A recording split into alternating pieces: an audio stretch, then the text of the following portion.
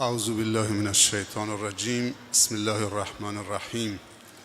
الحمد لله و الصلاة و السلام علی رسول الله و علی آله و اصحابه و من والاه. اما بعد، السلام علیکم و رحمت الله تعالی و برکاته. خداوند تبارک و تعالی رو بسیار سپاسگزاریم و تشکر میکنیم به خاطر همه نعمتهای خوب و مفید و توفیقات ارزشمند و گرانبهایش. با ارزشترین توفیقات الهی توفیق هدایت به دین مبین اسلام، یعنی هدایت به همه خواسته های خوب یک انسان، یعنی هدایت به همه خواسته های خوب خداوند از ما انسان ها، یعنی هدایت به همه خیرات و برکات دنیا و آخرت. اعوذ بالله من الشیطان الرجیم. لئن شکرتم لازیدنکم. خداوند رو بسیار سپاسگزاریم و تشکر میکنیم به خاطر این تحول بزرگی که در چنین شب بسیار مبارکی برای تکامل انسانی ایجاد کرد. تولدی که بزرگترین رنسانس انسانسازی در طول عمر بشریت به حساب می آید.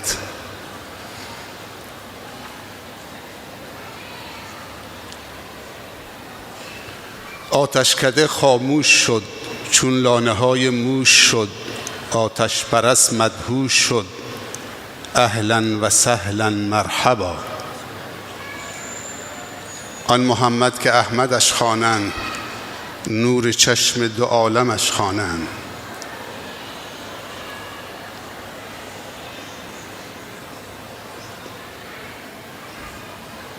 جا داره که تبریک عرض بکنم به شما حضار محترم و همچنین برادرها و خواهرای ایمانی و اسلامی خودم در کشور عزیز و دوست داشتنیمون و همچنین عموم برادرها و خواهران مسلمانم در ادنا و اقصا نقاط جهان و همچنین عموم برادرها و خواهرای هم نوع و انسانم و تمامی عالمیان، چون پیامبر صلی الله علیه وسلم رحمتا للعالمین بود. همه خرسندن، همه خوشحالن، همه به وجد آمدن از این تولد بسیار مبارک و میمون. و ما ارسلناک الا رحمتا للعالمین. نگفته فقط برای بشریت، بلکه برای عالمین، تمامی عوالمی که در این هستی زندگی میکنن. این تولد مبارک و میمون و رحمتی بوده مهداد از طرف رب العالمین. انسان اساسی ترین و بنیادی ترین عنصر یک جامعه هست. اسلام برای تکوین شخصیت این انسان که اساسی ترین و بنیادی ترین عنصر یک جامعه هست، اهمیت و ارزش والای قائل شده و نعمت علم و معلم برای این انسان قرار داده. پیامبر صلی الله علیه وسلم یک معلم و یک مربی بود که در کنار آموزش انسانها نفوذ معنوی در اعماق انسانها داشت. هر معلمی مربی نیست، اما هر مربی معلم هست. هم معلم بود، هم مربی بود. انما بعثت لاتمم مکارم الاخلاق. پیامبر صلی الله علیه وسلم درباره خودش می‌فرمایند انا خیار من خیار من خیار. من از بهترین های بهترین های بهترین ها آفریده شدم. و در جای دیگه می‌فرمایند ادبنی ربی فاحسن تأدیبی. مربی من، پرورش دهنده من الله بوده. کلمه رب در لغت عرب به 4 معنی میاد. یکی از معانی به معنی المربی للشیء و المصلح له. مربی به معنی پرورش دهنده و اصلاح کننده. الگویی بود. لقد کان لکم فی رسول الله اسوة حسنه لمن کان یرجو الله والیوم الاخر و ذکر الله کثیرا. واقعا الگویی بود برای یک انسان کامل، برای یک انسانی که میتوان اون را اشرف مخلوقات تلقی کرد، نه انسان درنده بیرحم بیوجدانی که حیوانات درنده و کل موجودات موذی و مضر در مقابل اون شروریت این انسانهایی که انسان نما هستند، نه انسان، دست میبندند.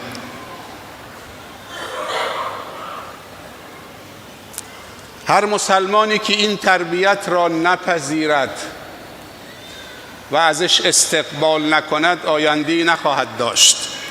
و من اعرض عن ذکری فان له معیشة ضنکا و نحشره یوم القیامة اعمی. کسی که از این ذکر خدا، منظور قرآنه، از این آموزش، از این پرورش، از این تربیت، از این اخلاق روگردان بشود، دنیا رو برای اونها تنگ و تلخ خواهیم کرد و در روز قیامت اونها نابینا و کور محشور خواهند شد. در دشت محشر اگر یک نابینا وجود دارد، اون کسی است که از نعمتهای خدا برخوردار بوده، اسلام بهش رسیده، پشت پا زده به اسلام. یک کور فقط در دشت محشر در روز قیامت وجود داره و اون کور کسی که اعراض کرده از ذکر خدا و منظور از ذکر قرآن هست و فرامین قرآن و توصیه های قرآن. فقط یک نابینا بیشتر وجود نداره. در دنیا تلخی و تنگی و تاریکی در زندگی، دستش به هیچ چیزی بند نمی شود و در آخرت نابینا محشور می شود. پناه به خدا. ما نیاز داریم امت اسلامی که یک بازنگری جدی و هدفمندانه و خردمندانه و درست و با حوصله نسبت به این دین و ایمان و عقیده و قرآن و امکاناتی که در اختیار ماست و نعمتهای خدا تجدید نظر بکنیم، بازنگری بکنیم. به خدایی که جان من در قبضه دست اوست، آخر این امت اصلاح نخواهد شد مگر با همون چیزی که اول این امت اصلاح شد. و کنتم علی شفا حفرة من النار فانقذکم منها. این آیه خطاب به اوس و خزرج، 2 قبیله عربی که در یثرب زندگی می‌کردند، بعضاً روی یک بز با همدیگه اختلاف می‌کردند و 40 سال با همدیگه می‌جنگیدند تا آخرین جوانانشون رو نابود می‌کردند. 40 سال بعداً جنگ‌های اوس و خزرج طول می‌کشید به خاطر یک اختلافی که اسلام یکی از برنامه‌هاش و یکی از اخلاقیات اسلام عفو و گذشت و مصالحه است. شما بر لب پرتگاه جهنم بودید که من با بعثت این پیامبر شما را نجات دادم و شما را برادر قرار دادم. یثرب تا قبل از ورود پیامبر صلی الله علیه وسلم شهر مدینه یثرب بود. وقتی که پیامبر به اونجا هجرت کرد، اونجا مدینه منوره شد. اونجا قبلا اوس و خزرج همدیگر رو میکشتن، بعد شد انصار و مهاجر. اوس و خزرج شدن انصار و مهاجرینی که با لباس تنشون هجرت کردن اونها مهاجر بودن. پیامبر صلی الله علیه وسلم بین اونها مؤاخات و برادری که حتی از همدیگه ارث هم میبردن، همونایی که 40 سال با همدیگه میجنگیدن. این آیه از قرآنی است که محمد صلی الله علیه وسلم آورده. اعوذ بالله من الشیطان الرجیم. ان الله و ملائکته یصلون علی النبی یا ایها الذین آمنوا صلوا علیه و سلموا تسلیما. اگر من به شما بگم اجماعاً یک صلوات محمدی غراق خط بفرمایید.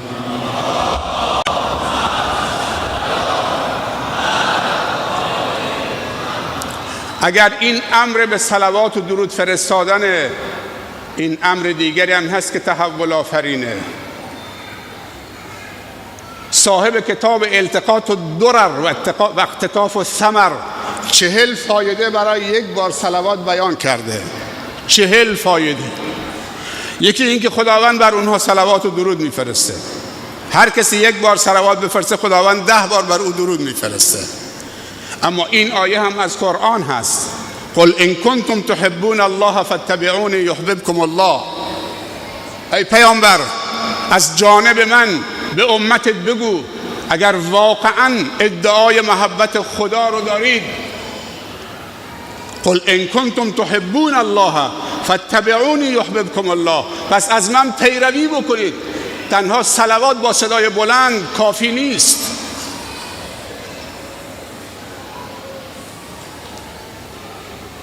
این که اگر در مجلسی با صدای پایین صلوات فرستادن، ما اونها رو وادار بکنیم که با صدای بلند صلوات محمدی پسند آب و تاب بهش میدیم. خیلی عالیه. ادب با رسول الله صلی الله علیه و سلم، ادب با خداست، ادب با قرآنه.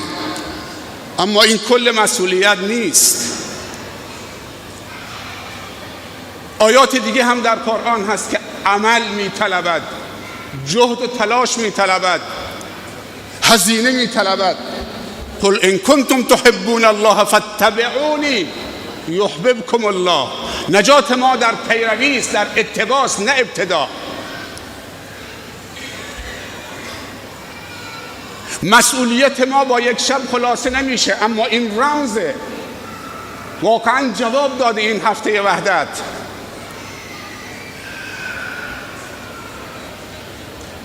نه تنها در این 40 سال بعد از، حتی قبل از انقلاب هم اهل سنت و جماعت و برادران تشیع و خواهران تشیع در استان ما مثال زدنی بودن. اونهایی که بومیان میدونن، اونهایی که سنی ازشون گذشته میدونن، واقعا مثال زدنی بودن. اما بعد از انقلاب این هفته وحدت و این وحدت قوی‌تر به مراتب شد. تو این 40 سال ما هیچ مشکلی که جایی بشنویم که سنی و شیعه با هم درگیر شدن وجود نداره. همه مسئولین مثال میزنن وحدت شیعه و سنی در استان هرمزگان واقعا مثال زدنی است. با هم دیگه وصلت کردن، قوم و خویش شدن.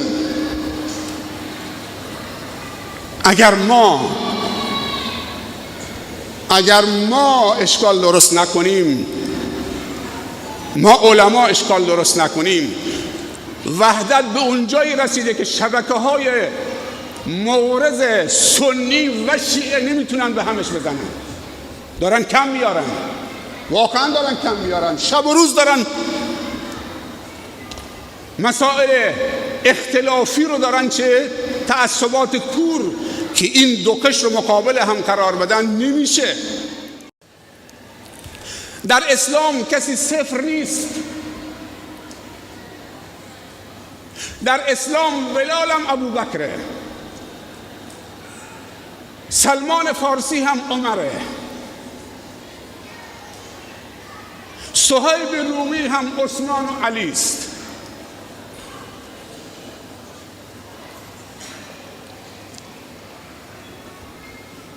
وقتی که پیامبر صلی الله علیه و سلم در فتح مکه علی آمد گفت کلید خانه خدا کعبه رو به ما بده و سقایت حجاج رو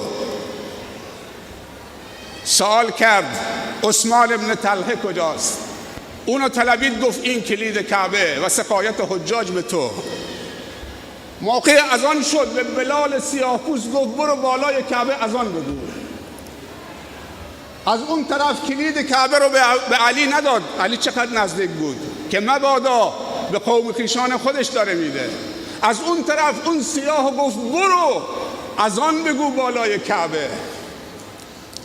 ما مسلمان ها سفید و سیامون، فقیر و تاجرمون، عرب و عجممون، همه از آدمیم و آدم از خاک، همه عبدیم، هیچ کدوم از ما رب نیست. رب فقط یک ذاته، همه ما عبدیم. بعضی موقع اصطلاحات و القاب و مصادره میکنیم. اگر کسی مال داره بهش میگن ارباب، نه یک رب دیگه، ارباب. این عبده، همه من عبدیم.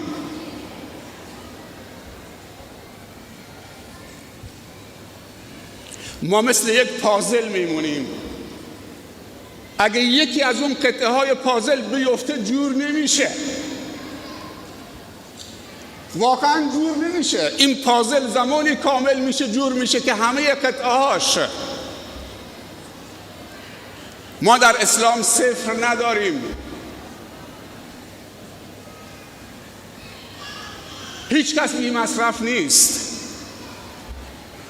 شما میخوایی بدونی قدرت صفر چقدره؟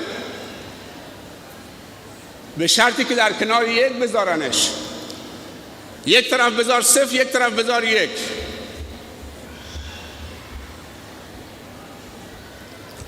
وقتی نگاه به صفر میکنید فکر میکنید صفره. قطره دریاست تا زمانی که با دریاست. وقتی از دریا جدا شد قطره میشه، قدرتش از بین میره. ولی این یکیه. صفر رو بذار جلوش میشه 10. قدرت 1 و 10 برابر میکنه. 2 تا صفر بذار جلو یک میشه 100. قدرت 1 و 100 برابر میکنه.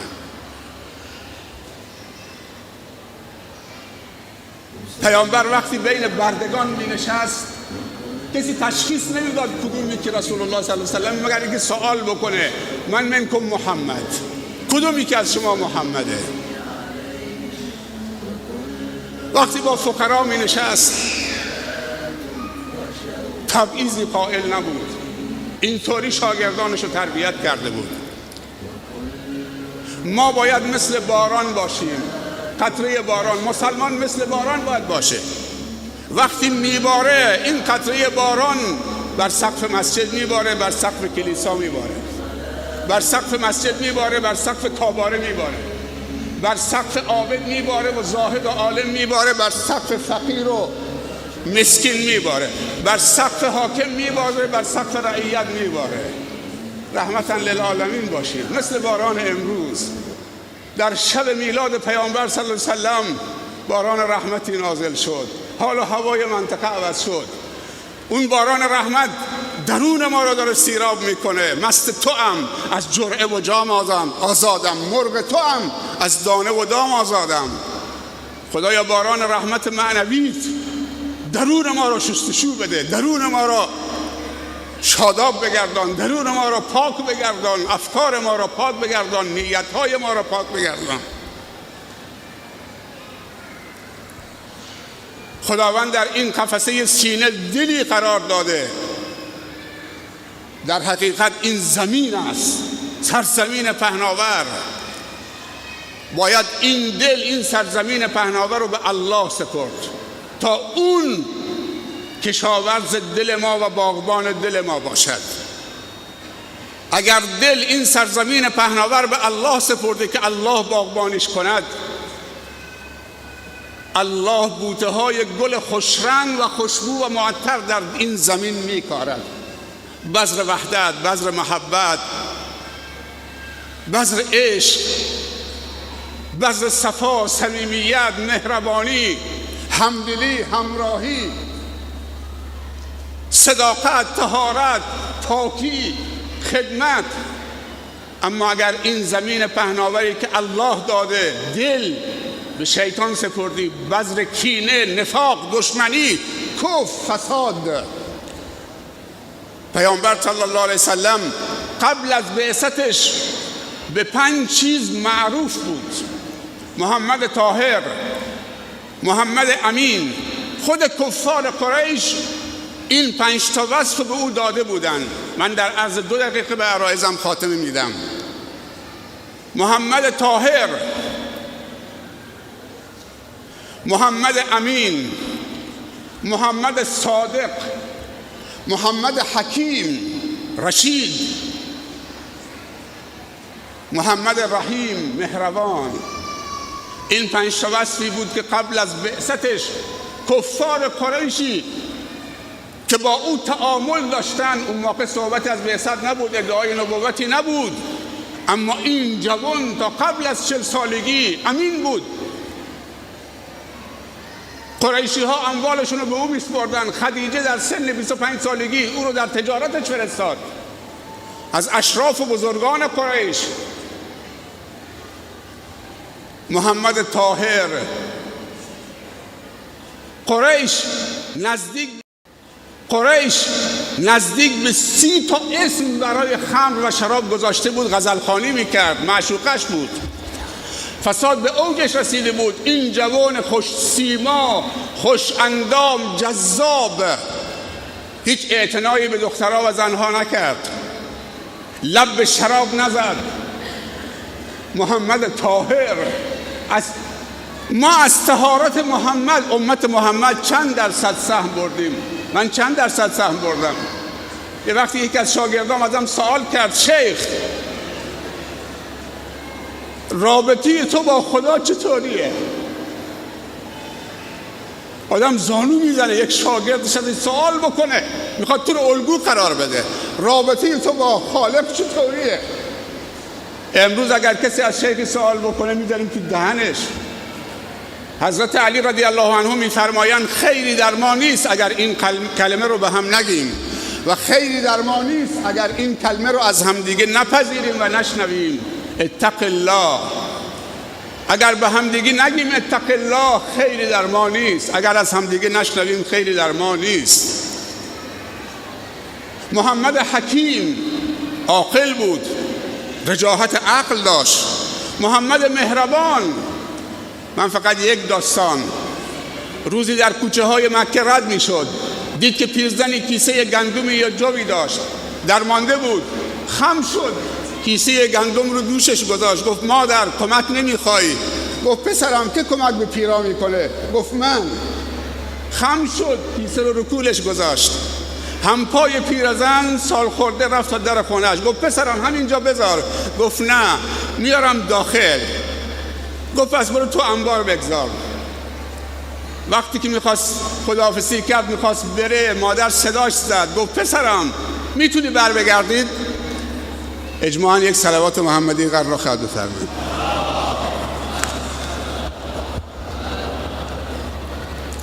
گفت پسرم یه لحظه برگرد.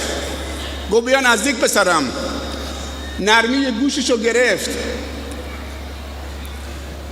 آورد گوشش کنار لبش. گفت پسرم تو خیلی جوان مهربونی هستید، خیلی دلپاک و دل ظریف و دل نازک و شفیقی هستید.